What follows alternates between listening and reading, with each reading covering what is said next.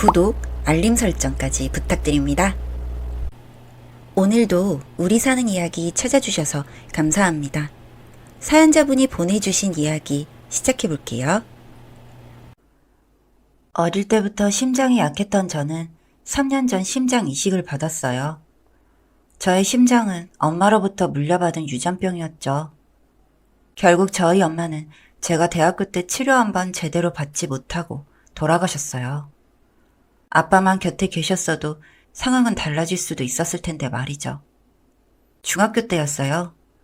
저희 아빠는 무역회사를 다니셨는데 미국으로 일주일간 출장을 가신다고 하셨어요. 아빠가 출장을 다녀오실 땐 늘 선물 하나씩을 사다 주셨기 때문에 여느 때처럼 일주일 후를 기다리며 웃으면서 아빠에게 잘 다녀오라고 인사했죠. 그런데 일주일은커녕 2주일, 3주일이 지나도 아빠는 돌아오지 않으셨어요. 결국 실종신고를 하고 죽었는지 살았는지도 모른 채 엄마와 저는 둘이서 살아가야 했답니다. 엄마는 혼자서 절 키우시느라고 안 해본 일이 없으셨어요. 건물 청소부터 고깃집 불판 닦는 일까지 밤낮 쉬지 않고 일하셨죠. 그래도 저랑 엄마는 아빠가 언젠간 웃으면서 저희를 찾아올 거라는 희망을 갖고 하루하루 버티며 살았어요. 그렇게 힘들게 살아야 했던 엄마는 오랜 지병인 심장병을 잘 치료하지 못한 채 제 대학 등록비를 마련한다고 더욱 가혹하게 자신을 몰아붙이시며 일하셨어요. 우여곡절 끝에 저는 대학에 입학을 했고 원하는 공부를 하게 되었습니다. 어릴 때 보았던 아빠의 영어하는 모습에 나도 꼭 영어를 잘하는 사람이 될 거라고 다짐했던 대로 영문학과에 입학하게 되었어요. 집안 형편이 어려우니 당연히 알바부터 구했어요. 다행히 취직한 선배가 하던 과외 알바를 소개받게 되었죠. 강남에 빌딩 3채를 가진 여자 딸인데 성적만 올려주면 정만 돈은 달라는 대로 줄 거라고요. 다만 그 여사가 딸을 데리고 재혼을 하면서 딸이 조금 예민하고 삐뚤어진 성격으로 변해 그것만 잘 참으면 문제 없다고 했어요. 선배에게 건네받은 주소를 들고 어떤 집 대문 앞에 발걸음이 멈추었을 때 저절로 어깨가 움츠러들었죠. 아주 크고 고급진 주택이었어요. 초인종을 누르고 안으로 들어갔을 때 저는 입을 다물지 못했습니다. 아니, 이게 어찌된 일인지. 거기 바로 저희 아빠가 있는 게 아닙니까? 세월이 흘렀어도 아빠의 얼굴은 똑똑히 알아볼 수 있었어요. 제 눈에 비친 아빠의 모습은 번듯한 정장 차림에 값비싼 가죽 소파에 앉아 차를 마시고 계셨어요. 저는 누구에게 한 대 얻어맞은 것처럼 멍한 표정으로 아빠를 향해 걸어갔어요. 그런데 아빠는 저를 아예 모른 척 하시더라고요. 아빠? 라고 나직이 부른 소리에도 아빠는 아는 척은커녕 아예 절 외면하셨어요. 그때 그 집에서 일하시던 가정부 아주머니께서 제가 가르칠 학생 방으로 절 안내하는 바람에 아빠에게 더 이상 다가가지 못했습니다. 2시간 남짓 그 집에서 머물렀는데 무슨 정신으로 거기 있다 왔는지 모르겠어요. 그렇게 얼빠진 상태로 있다 나왔는데 집까지 걸어가면서 별별 생각이 다 들더라고요. 제가 잘못 본 건 절대 아닌데 이게 어찌된 일일까 계속 생각했어요. 그러다가 한 결론에 이르렀습니다. 아, 아빠는 우리를 버린 거구나. 저렇게 좋은 옷을 입고 좋은 집에 살면서 연락 한 번 없었다니. 그리고 저 부자 아줌마랑 결혼한 거구나. 이런 생각이 드니 가슴 속에서부터 우라가 치밀어 오르고 아빠에 대한 원망이 커졌어요. 그리고 그 집 과외는 못하겠다고 하고 절대 다시 그 집에 가지 않으리라 다짐했습니다. 그 일이 있은 지 얼마 후 저희 아빠를 서울에서 봤다는 엄마 지인의 제보가 있었어요. 그분은 땡땡이 아빠 내가 강남에서 봤잖아. 분명히 땡땡이 아빠였어. 그런데 어떤 여자랑 같이 있던데? 엄마는 아닐 거라고 서울에 있으면 우리에게 연락을 안 했을 리 없다고 하시며 잘못 본 거라고 단언하셨어요. 그런데 저는 엄마에게 아빠를 봤다는 말을 하지 못했어요. 엄마 지인의 말을 듣고 나니 저에겐 더욱 굳은 확신이 생겼습니다. 아빠는 우릴 버렸어. 엄마는 지인분의 말을 듣고 더욱 아빠에 대한 그리움이 커지셨는지 앓고 계셨던 심장병이 더욱 악화되셨어요. 제가 대학교 3학년이 되었을 무렵 엄마는 이 세상에 혼자 두어 미안하다는 말을 남기신 채 그렇게 세상을 떠나셨습니다. 병원에서 마음의 준비를 하라고 했을 때 그날 밤 일이 아직도 선명해요. 저는 아빠를 그리워하는 엄마에게 마지막으로 아빠를 만나게 해드리고 싶어서 예전에 과외하러 갔던 그 집에 찾아갔어요. 긴장된 마음으로 초인종을 눌렀을 때 누구세요? 라고 묻는 한 아주머니의 음성이 들려왔습니다. 김땡땡씨 계신가요? 저는 아빠의 이름 석자를 또박또박 말했어요. 아니요, 여기 그런 사람 없어요. 저는 그 말을 듣고 한참을 말없이 서 있다가 발길을 돌릴 수밖에 없었습니다. 그런 사람 없다는데 제가 어쩔 도리가 없었죠. 그런데 그때 대문 열리는 소리가 났어요. 저도 모르게 저는 전봇대대로 숨어버렸습니다. 저는 탄식할 수밖에 없었죠. 대문에서 저희 아빠가 나오시는 게 아니겠어요? 밤이었지만 분명 우리 아빠였어요. 아빠의 목덜미에는 흉터가 있었는데 그것까지도 같더라고요. 깔끔하게 차려입은 아빠는 웃으면서 고급차 운전석에 타시고는 어디론가 가셨어요. 저는 망설이다가 있는 힘껏 달려 그 차를 따라갔습니다. 한 번이라도 엄마를 만나달라고 말하려고요. 지금은 다른 삶을 사시더라도 그래도 앞으로는 절대 안 찾아올 테니까 제발 한 번만 엄마를 만나달라고요. 그런데 제 달리기로는 속력이 붙은 차를 따라잡을 순 없었어요. 저는 그날 밤 달리기를 멈추고 그저 땅바닥에 앉아 엉엉 울었습니다. 그날 다시 한번 결심했죠. 우릴 버린 아빠는 나도 필요 없어. 엄마는 그렇게 아빠를 한 번도 못 보시고 이 세상과 영원한 작별을 하셨어요. 그렇게 저는 이 세상에 혼자 남게 되었습니다. 다행히 저를 좋게 보신 교수님의 추천으로 일찍 좋은 회사에 취직하게 되었어요. 그러면서 친구 소개로 남편도 만나게 되었죠. 그렇게 전 혼자서 이 세상을 잘 살아가는 법을 터득하고 저를 누구보다도 아껴주는 남편도 만나 예쁜 가정을 꾸리게 되었어요. 더 이상 아빠 생각은 안 날 정도로 씩씩하게 잘 살았습니다. 물론 가끔 고생만 하다간 엄마 생각에 가슴이 먹먹했지만 엄마도 제가 행복하게 잘 사는 모습에 하늘에서도 웃으실 거라 생각하면서 그렇게 행복한 날들을 보냈어요. 남편이 승진하여 저희 부부도 조금 더 넓은 집으로 이사를 하게 되었습니다. 집들이로 남편 회사분들을 집으로 초대하게 되었죠. 8명 정도의 직원들 중 유독 눈에 띄는 여직원 하나가 보였어요. 바로 제가 과외하려 했던 그 학생이었죠. 제 아버지의 또 다른 딸이라고 해야 하나요? 그 직원도 저를 한눈에 알아보는 눈치였습니다. 그런데 서로 그 어떤 말도 주고받진 않았어요. 그 학생이 대학 졸업 전 인턴으로 제 남편이 있는 회사, 제 남편이 일하는 부서에 들어온 거였어요. 저는 표정이 굳고 갑자기 말이 없어졌지만 그래도 티를 낼 수 없어 그냥 어찌어찌 그 시간을 넘겼습니다. 평소와 다른 제 모습을 본 남편은 손님들이 가고 나서 저에게 물었죠. 무슨 일이냐고요. 남편에게 하나부터 10까지 다 털어놓았어요.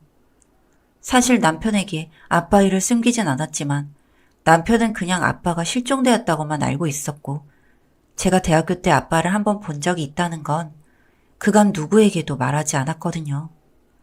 남편은 제 어깨를 감싸면서 정말 많이 힘들었겠다고 위로해 주었습니다. 그러면서 그 직원에게 본인도 별다른 말은 하지 않겠다면서 그냥 그런 일은 있고 이제 우리 가족 행복만 생각하면서 살자고 말하더라고요. 그렇게 그 일이 있고 저도 감정을 많이 추스르고 나서 몇 달이 지났어요. 저희 부부에게도 예쁜 아기가 찾아왔습니다. 임신까지 하니 이제 더 이상 아빠라는 두 글자가 제 삶에 끼어들 틈이 없었죠. 그저 저는 앞으로 태어날 아기와 저를 누구보다도 사랑해주는 남편과 어떻게 잘 살아갈지만 생각하기에도 벅찼으니까요. 그렇게 10달을 지낸 후 사랑스러운 아기가 태어났습니다. 그런데 저는 어릴 적부터 심장이 약했던 터라 출산을 하면 쇼크가 한 차례 오면서 위험한 고비를 넘기기도 했어요. 그 탓인지 원래 약했던 심장이 더 약해져서 이제 약을 매일 먹어야 할 지경에 이르렀어요. 병원에서는 수술을 받아야 한다고 했지만 갓난아기를 떼어놓고 큰 수술을 받을 수가 없어 참다 결국 얼마 지나지 않아 쓰러져서 병원에 실려갔어요. 엄마가 돌아가신 이후에 저한테 없을 것만 같던 행복이 남편을 만나 이제는 아기와 함께 더 큰 행복을 누리며 살려나 했는데 어릴 때부터 있던 심장병이 제 삶에 브레이크를 걸 줄 몰랐습니다. 의사 선생님은 심장 이식이 최선이라고, 그렇지 않으면 약으로는 점점 더 힘들 거라고 하시더라고요. 역시 나 같은 건 운이 없지. 내 주제에 무슨 행복이야. 저는 우울하고 제 삶은 왜 이렇게 힘들기만 한지 너무 한스러웠어요. 입원과 퇴원을 몇 번씩 반복하며 지내다 남편 생일이라 이날만큼은 남편에게 미역국이라도 끓여주고 싶어 반드시 집에서 지내야겠다고 맘먹었습니다. 제가 끓여준 미역국을 먹으며 남편이 눈물을 보이더라고요. 고맙다는 말을 하면서 우는 남편 때문에 저도 울 수밖에 없었답니다. 아마 남편은 이게 마지막 미역국이 될 수도 있다는 생각을 한 것 같아요. 그날 밤 집에서 잠을 자고 있는데 전화벨 소리가 울렸어요. 전화를 받은 남편이 연신 고맙다며 눈물을 흘리는 게 아니겠어요? 그 전화는 병원에서 온 거였어요. 밤에 사고 난 사람이 있는데 그 사람은 식물인간 상태가 되었고 그 사람의 심장을 제가 받을 수 있다는 전화였어요. 정말 저는 하늘에 있는 우리 엄마가 도와줬다고 생각하며 하염없이 기쁨의 눈물을 흘렸습니다. 수술을 성공적으로 받고 눈을 떴을 때 정말 세상이 달리 보였어요. 창밖에는 겨울이라 눈이 내리고 있었고 병실에는 남편이 틀어준 잔잔한 캐롤이 나오고 있었죠. 저는 매해 보는 눈과 매해 듣는 캐롤이었지만 그날만큼은 정말로 너무나 귀하게 여겨졌죠. 저는 어떤 분으로부터 받은 귀한 심장으로 새 삶을 얻었고 앞으로는 남에게 더 베풀며 하루하루 소중하게 여기며 살리라 다짐했습니다. 이전 삶에 대한 후회나 슬픔은 모두 잊은 채 말이죠. 그렇게 심장을 이식받고 1년이 지났을 때쯤 어느 날 남편이 어두운 얼굴을 하며 퇴근을 했어요. 저에게 편지 한 통을 건네면서 읽어보라고 하더라고요. 저는 그 편지를 읽고 가슴을 부여잡고 한참을 울 수밖에 없었답니다. 사랑하는 나의 딸 땡땡아, 이렇게 네 이름을 불러보는 것이 얼마만인지 모르겠구나. 네가 중학생이었을 때 미국 출장 잘 다녀오라며 손을 들던 네 모습이 아직도 선명한데 이제 우리가 만나지 못할 상황이 되어버렸구나. 정말 미안하다. 나는 미국 출장 중에 사고를 당했고 현지 병원에서 한 달여간 생사를 넘나들며 중환자실에 있다 겨울 눈을 떴단다. 그런데 내 이름조차도 기억하지 못했고 홀로 병원에 있어야만 했단다. 그런데 운 좋게도 재미교포인 어떤 사장님을 병원에서 만나게 되었단다. 그분은 한국인이 드문 지역에서 그것도 병원에서 만나게 되니 나한테 관심을 가져주시더구나. 그분은 후원차 병원에 오셨다가 나를 만났고 나의 사정을 전해들은 뒤 그 이후로도 쭉 도움을 주셨단다. 새로운 신분을 얻어 한국에 다시 돌아와 그분의 집에서 집사로 일할 수 있게도 해주셨고 그런데 어느 날 그분의 집 거실에서 잠시 쉬고 있는데 그분 딸의 과외 선생이란 여대생이 나를 보고 아빠라고 하더구나. 나는 그때도 여전히 기억이 돌아오지 않아 너를 못 알아봤지. 정말 미안했다 땡땡아. 기억은 하지 못했지만 나는 그날 이후로 계속 왠지 모르게 가슴이 먹먹했단다. 그렇게 난 내가 누군지 제대로 알지 못한 채 살아가다 점점 기억이 돌아오게 되었고 그때서야 너를 찾아갔단다. 그런데 이미 네 엄마는 죽고 너는 내 삶에 최선을 다해 살고 있더구나. 너무나 환한 미소를 지으며. 그런 널 보며 남편과 함께 잘 살고 있으니 괜히 내가 나타나는 게 민폐라는 생각이 들었단다. 사고 후유증으로 성치 못한 몸을 가졌으니 너에게 더 짐만 되리라 생각했단다.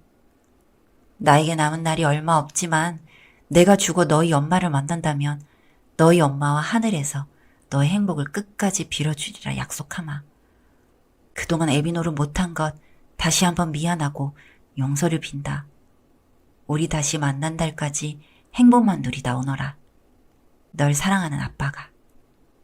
아빠는 그렇게 나를 찾아왔었어요. 우리를 버린 게 아니라 그렇게 힘든 시간을 홀로 지내왔던 거였어요. 저는 제 멋대로 오해하고 아빠를 미워했다는 생각 때문에 너무 힘들었습니다. 그런데 그 뒤에 이어진 남편의 말이 더욱 제 마음을 아프게 했답니다. 남편에게 이 편지를 어떻게 누구에게 받았냐고 물으니 그때 그 여직원에게 받았다고 말하더군요. 그 여직원이 이 편지를 주며 예전에 자기네 집에서 일하던 집사 아저씨가 이 편지를 주며 부탁을 했다네요. 자기가 죽거든 혹시 예전에 과열하다 말았던 그 여대생 전화번호 아직도 가지고 있다면 꼭 한번 만나서 이 편지를 전해주면 안 되냐고요. 그 직원 말에 의하면 저희 아빠는 미국에서 당한 사고로 후유증이 심해서 그리 오랫동안 자기네 집에서 일하지 못했다고 했어요. 그래서 자기 새아버지가 시골 요양원에 들어갈 수 있게 알아봐줬다고 하더라고요. 그 직원은 저희 아빠에게 자기가 일하는 회사 과장님 와이프가 저라고 말하고 심장병으로 지금 힘든 상황이라고까지 전했다고 하네요. 그로부터 3일 후 집사 아저씨가 죽었다는 소식을 듣게 되었고 알아보니 지병으로 죽은 게 아니라 사고로 죽었다고요. 참 이상한 일이라고 하더랍니다. 그 집사 아저씨가 밤에 그 험한 길을 왜 굳이 아픈 몸을 끌고 운전하며 가셨을까 의문이라고요. 이 말을 전하는 남편은 그 뒤로 어떤 말도 잊지 못했어요. 저 역시 아무 말도 할 수 없었습니다. 이제 심장 이식 수술을 받은 지 3년 차가 되었네요.